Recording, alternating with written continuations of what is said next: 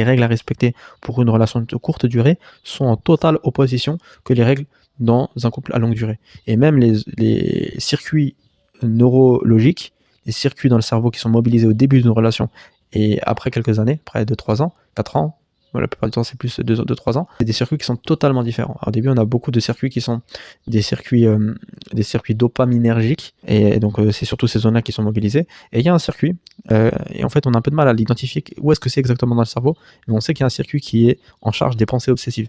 Ça c'est au début de la relation. Et au bout d'un moment, il y a une tendance à avoir moins de sollicitation des circuits dopaminergiques. Et en tout cas, le circuit obsessif de la pensée obsessive, il disparaît.